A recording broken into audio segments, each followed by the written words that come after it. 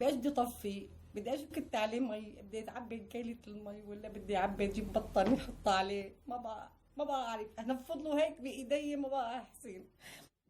Omar's son's body was a ball of fire. Sultan was playing on his bike when a rocket blew up fuel canisters nearby. بطني تقول هيك تقول كلمة طلع من اللحم. بطني وظهري. An ambulance brought Sultan to Turkey. He and his mother have been there ever since. This is the last photo of Sultan before the airstrike. No, you are not ugly. You are beautiful, Omar constantly tells him. Sultan has an utterly disarming smile, with eyes that fluctuate between sparkling like a 10-year-old should, but at times darken as his past sets in. No. He has these nightmares where he's on fire. His whole body's on fire. Even his eyes are on fire, and he wakes up screaming for his mother to put out the flames. Sultan is as old as Syria's war itself, a life that carries the emotional and physical scars of a nation. When he was 5, his baby brother was killed in a bombing.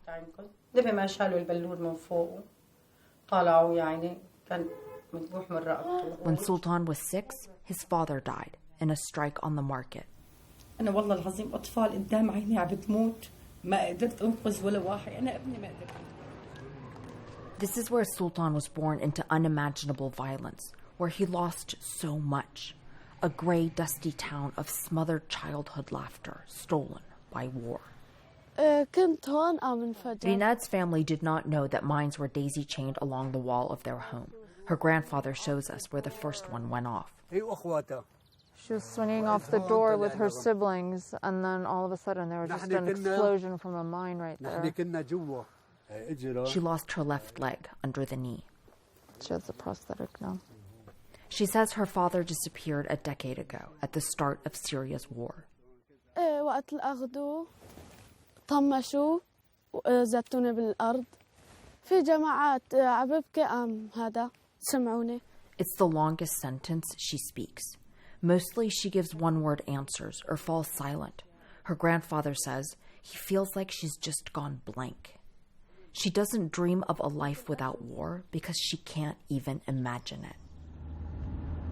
It's been over a year since we were last here, covering Russia and the Syrian regime's most intense assault on what remained of rebel-held territory. There's been a ceasefire in place since then that has been, relatively speaking, holding. COVID-19 peaked here late last year. Now ICU beds are mostly empty.